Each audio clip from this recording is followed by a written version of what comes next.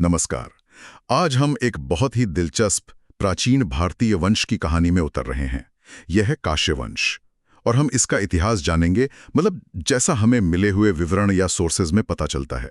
ये जो विवरण है ना, ये हमें राजाओं, उनकी पीढ़ियों, संतानों और हाँ, कुछ बहुत ही महत्वपूर्ण, कुछ बड़े दिलचस्प किरदारों के बारे में बताता है। तो आज का अपना मकसद है कि इस पूरी वंशावली को थोड़ा समझें, इसके जो मुख्य लोग हैं उनको जानें और उनकी जो खास बातें हैं, जो उपलब्धियां हैं, जिनका जिक्र मिलता है, उनको सामने लाएं। ठीक है, तो फिर चलिए शुरू करते हैं। कहानी की शुरुआत होती है पुररावस के एक पुत्र से, आयु। विवरण ये कहता है कि उन्होंने राहु की कन्या से विवाह किया और उनके 5 बेटे हुए, नहुष, शत्रुव्रत, रंभ, रजी और अनेना। आज जो हम बात करेंगे वो ज्यादातर शत्रुव्रत पर रहेगी, क्योंकि इसी शाखा से, इसी लाइन से काश्यवंश आगे बढ़ता है। हाँ, और यही बात वंशावलियों को इतना रोचक बनाती है ना? कि कैसे एक मुख्य धारा से समय के साथ कई अलग-अलग शाखाएं निकलती हैं और फिर हर शाखा की अपनी कहानी बन जाती है। क्षत्रवृद्ध, जैसा आपने कहा, वो इसी प्रक्रिया में एक बहुत अहम मोड़ है। तो क्षत्रवृत्त के बेटे हुए सुहोत्र, और फिर यहां से कहानी और फैलती है। मतलब सुहोत्र के 3 बेटे बताए गए हैं, जी काश्य, काश और गृत्समद। जी। बिल्कुल, यहाँ वंश फिर 3 हिस्सों में बढ़ गया लगता है, काश्य, काश और गृत्समद। मुमकिन है तीनों ने ही अपने अपने वंश आगे बढ़ाए होंगे, पर जो स्रोत हमारे पास है वो गृत्समद पर थोड़ी बात करता है और फिर खास तौर पर काश्य की जो शाखा है उस पर ज्यादा ध्यान देता है। अच्छा, तो गृत्समद की बात करें अगर, तो उनके बेटे शौनक का जिक्र आता है, और वो भी खास तौर पे। स्रोत कहता है कि वो चातुर्वर्ण, यानी जो 4 वर्णों की व्यवस्था है, उसके प्रवर्तक थे। ये थोड़ा ध्यान खींचती है। मतलब एक व्यक्ति को सीधे सीधे सामाजिक व्यवस्था की शुरुआत से जोड़ देना। हाँ, ये वाकई में एक बहुत गहरा बिंदु है। शौनक को सिर्फ एक राजा या ऋषि का बेटा नहीं माना जा रहा, उन्हें चातुर्वर्णीय जैसी एक पूरी सामाजिक संरचना का प्रवर्तक बताया जा रहा है। ये उन्हें एक बहुत ही असाधारण भूमिका देता है। इससे ये अंदाजा लगता है कि उस समय की समझ में समाज के जो नियम थे, जो वर्गीकरण था, उनको बनाने में या उनको एक व्यवस्थित रूप देने में शौनक की कोई बहुत बड़ी केंद्रीय भूमिका रही होगी। ये सिर्फ राज करने की बात नहीं, ये समाज बनाने की बात हो जाती है एक तरह से। बिल्कुल, सोचने वाली बात है ये तो। खैर, अब अगर हम काश्य की मुख्य शाखा पर वापस आएं, तो सिलसिला कुछ इस तरह चलता है। काश्य के बेटे हुए काशीराज, जिन्हें काश्यय भी कहा गया है। उनके बाद उनके बेटे राष्ट्र, और राष्ट्र के बेटे दीर्घतपा। और फिर दीर्घतपा के बेटे के रूप में एक ऐसा नाम आता है जो आज भी बहुत लोग जानते हैं, धन्वंतरी। धन्वंतरी। अरे वाह, इनका नाम आते ही लगता है जैसे कहानी में एक बिल्कुल नया, एक अलग ही रंग आ गया हो। स्रोत इनके बारे में जो बताता है वो किसी आम राजा जैसा तो बिल्कुल नहीं है।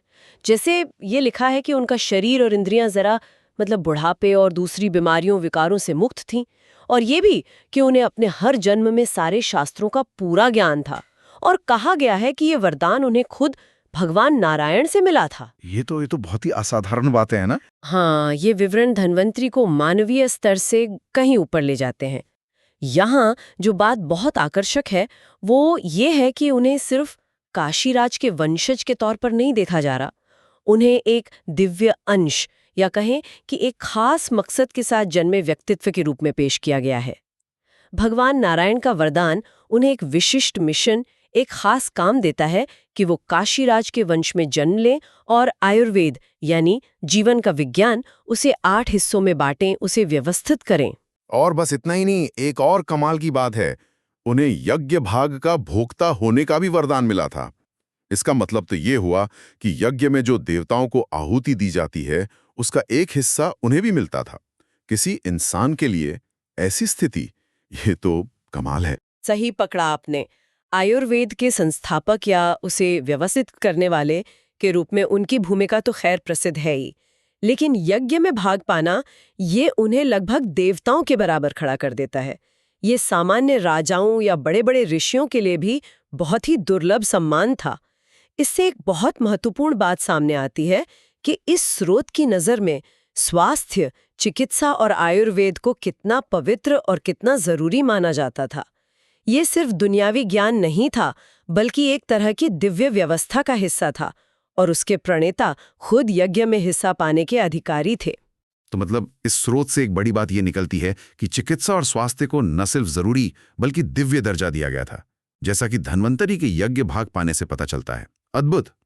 अच्छा, तो धन्वंतरी जैसे दिव्य व्यक्तित्व के बाद ये वंश आगे कैसे चला? हाँ, तो स्रोत बताता है कि धन्वंतरी के बेटे हुए केतुमान, उनके बेटे भीमरथ, फिर भीमरथ के बेटे दिवोदास, और फिर दिवोदास के बेटे हुए प्रतरदन। अब प्रतरदन का जो चरित्र है वो भी काफी बहुरंगी लगता है, क्योंकि उनके एक नहीं बल्कि कई नाम बताए गए हैं। अरे, एक ही व्यक्ति के इतने सारे नाम? ये अपने आप में बड़ा रोचक है। स्रोत उनके कौन कौन से नाम बताता है और उनके पीछे कहानियां क्या हैं? जरा बताइए। हाँ, तो पहला नाम बताया गया है शत्रुजित, और कारण ये दिया गया है कि उन्होंने मद्र श्रेण्य वंश का नाश किया था, मतलब शत्रुओं पर जीत हासिल की थी। तो ये नाम उनकी वीरता, उनकी युद्ध कुशलता को दिखाता है। यानी एक योद्धा राजा के तौर पर उनकी पहचान। अच्छा। और दूसरा नाम? दूसरा नाम है वत्स। हाँ, ये नाम उन्हें उनके पिता दिवोदास ने दिया था, बड़े स्नेह से, बड़े प्यार से। वत्स का मतलब ही होता है बेटा या प्यारा। तो ये पहलू दिखाता है कि वो वीर योद्धा तो थे ही, पर पारिवारिक रिश्तों और भावनाओं की भी कितनी अहमियत थी। पिता बेटे का प्यार इस नाम में झलकता है। कितना दिलचस्प है। एक नाम वीरता का, दूसरा पिता के प्यार का, और तीसरा नाम है ऋतध्वज। ये नाम इसलिए मिला क्योंकि वो अत्यंत सत्यपरायण थे, मतलब सत्य का पालन करने वाले। ऋत का संबंध सत्य, धर्म और जो ब्रह्मांड की व्यवस्था है उससे होता है, और ध्वज मतलब झंडा या प्रतीक।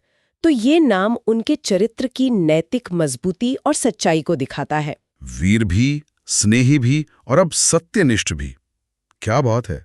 और चौथा नाम था कुवलयाश्व। इसका कारण बताया गया है कि उन्हें कुवलय नाम का एक अपूर्व घोड़ा मिला था। अपूर्व मतलब अनोखा, शायद दिव्य। पुराने जमाने में खास चीजें जैसे कोई अनोखा हथियार हो या गाड़ी हो या घोड़ा, वो भी इंसान की पहचान और इज्जत का हिस्सा बन जाती थी। तो ये नाम उनकी इस खास प्राप्ति से जुड़ा है। शत्रुजित, वत्स, ऋतध्वज, कुवलयाश्व। बाप रे, एक ही आदमी के इतने सारे नाम। ये तो उनके जीवन के अलग अलग पहलू, उनकी उपलब्धियों को दिखाते हैं।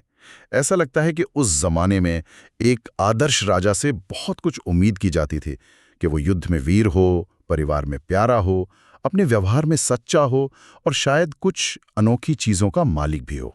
आपने बिल्कुल सही समझा। ये नाम सिर्फ उपाधियां या टाइटल्स नहीं है, ये उस व्यक्ति के चरित्र, उसके काम और उसके जीवन की जरूरी घटनाओं का एक छोटा सा सार है। ये दिखाते हैं कि उस समाज में किन गुणों को, किन उपलब्धियों को महत्व दिया जाता था और एक राजा को किन अलग अलग भूमिकाओं में सफल माना जाता था। प्रतरदन, जिन्हें वत्स भी कहा गया, उनके बाद उनके बेटे अलर्क का जिक्र आता है। और अलर्क के बारे में स्रोत में एक ऐसी बात लिखी है जो सचमुच चौंका देती है।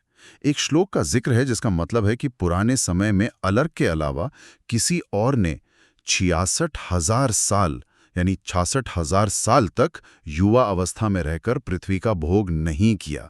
66,000 साल, ये आंकड़ा तो मतलब यकीन करना मुश्किल है। हाँ, 66,000 साल का युवा अवस्था में शासन, ये संख्या अगर हम शब्दशः लें तो समझना वाकई मुश्किल है। देखिए, प्राचीन भारतीय ग्रंथों में, चाहे वो पुराण हो या महाकाव्य, इस तरह के बहुत बड़े अतिशयोक्तिपूर्ण वर्णन अक्सर मिलते हैं। इनका मकसद आमतौर पर किसी व्यक्ति या घटना की असाधारण अहमियत, उसके प्रभाव या उसकी आदर्श स्थिति को दिखाना होता है। तो इसका मतलब क्या निकालें फिर?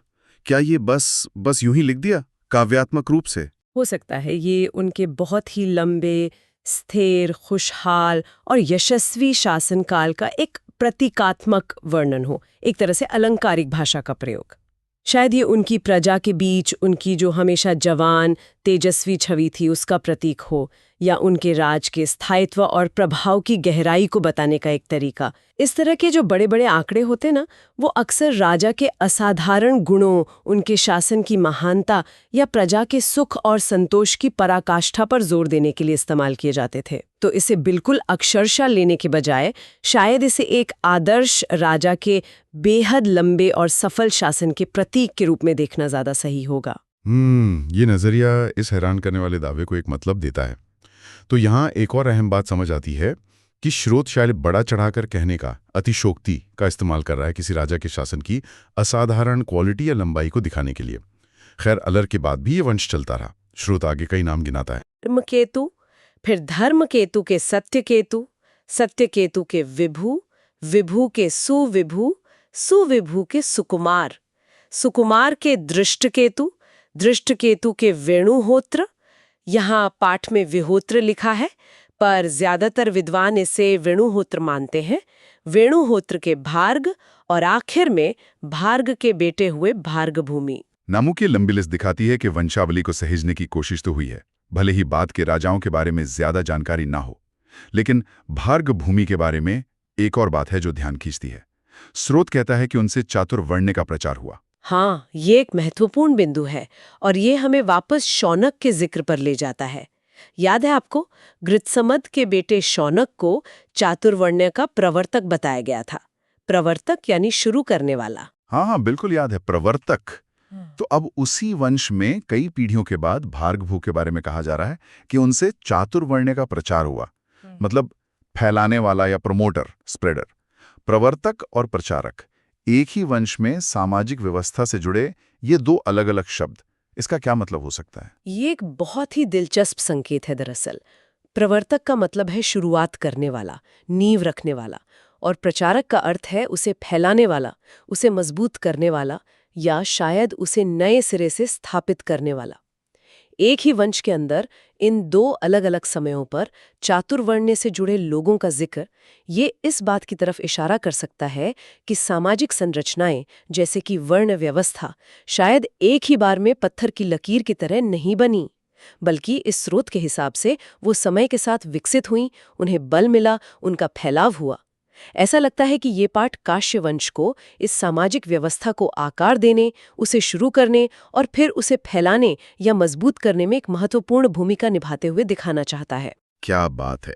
तो ये वंशवृक्ष सिर्फ राजाओं की लिस्ट ही नहीं है, बल्कि उस जमाने के समाज और उसकी संरचनाएं कैसे बनी या बदली, उसकी कहानी भी अपने में समेटे हुए है।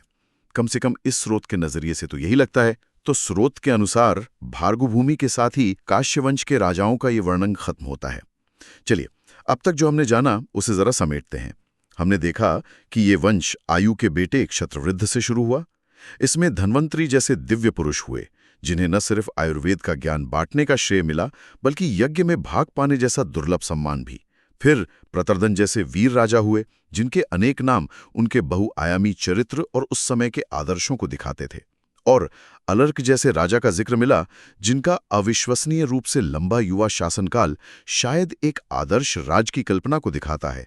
और हाँ, साथ ही चातुर्वर्ण्य की उत्पत्ति और उसके प्रचार से इस वंश का जुड़ाव भी सामने आया। आपने बिल्कुल सही सारांश प्रस्तुत किया। ये वंशावली सिर्फ नामों का कलेक्शन नहीं है, इसमें हमें कहानियां मिलती हैं, दिव्यता और मानवीय आदर्शों का झलक मिलती है। वीरता, सच्चाई, पिता का प्यार जैसे मूल्यों का महत्व पता चलता है। धन्वंतरी का जो पूरा प्रकरण है वो आयुर्वेद और स्वास्थ्य के प्रति गहरे सम्मान को दिखाता है। प्रतर्धन के नाम चरित्र और कर्म की महत्वता पर जोर देते हैं। अलर्क का वर्णन शायद शासन के स्थायित्व, समृद्धि और एक आदर्श राजा की इच्छा को जाहिर करता है। और शौनक तथा भार्गभूमि के संदर्भ सामाजिक संरचनाओं के विकास की प्रक्रिया पर एक नजरिया पेश करते हैं। वाकई, एक प्राचीन वंशावली को पढ़ने से, उसका अध्ययन करने से इतिहास, संस्कृति और उस समय के समाज के मूल्यों और मान्यताओं की कितनी सारी परतें खुल सकती हैं। को महत्वपूर्ण माना जाता था, किन गुणों की तारीफ होती थी, समाज कैसे बना था या उसे कैसे बनाने की कोशिश हो रही थी, जैसा कि इस खास स्रोत में हमें दर्ज मिलता है। और यहीं पर हम अपने सुनने वालों के लिए एक सोचने का बिंदु छोड़ना चाहेंगे। जैसा हमने इस बातचीत में देखा, ये स्रोत इसी काश्य वंश के अंदर चातुर्वर्ण्य से जुड़े दो व्यक्तियों का जिक्र करता है, शौनक, जिन्हें प्रवर्तक कहा गया, और भार्गभूमि, जिनसे इसका प्रचार हुआ। तो इस पाठ के अनुसार एक ही राजवंश के भीतर पीढ़ियों के फासले पर सामाजिक संरचना से जुड़े इन दो अलग अलग संदर्भों का होना, ये इस व्यवस्था के विकास या उसके मजबूत होने के बारे में क्या संकेत दे सकता है? आप इस पर विचार कर सकते हैं कि ये स्रोत इस पूरी प्रक्रिया को कैसे दिखा रहा है। एक गहरा सवाल है जिसके कई पहलू हो सकते हैं। और इसी विचार के साथ काश्य वंश पर हमारी आज की ये गहन पड़ताल यहीं समाप्त होती है।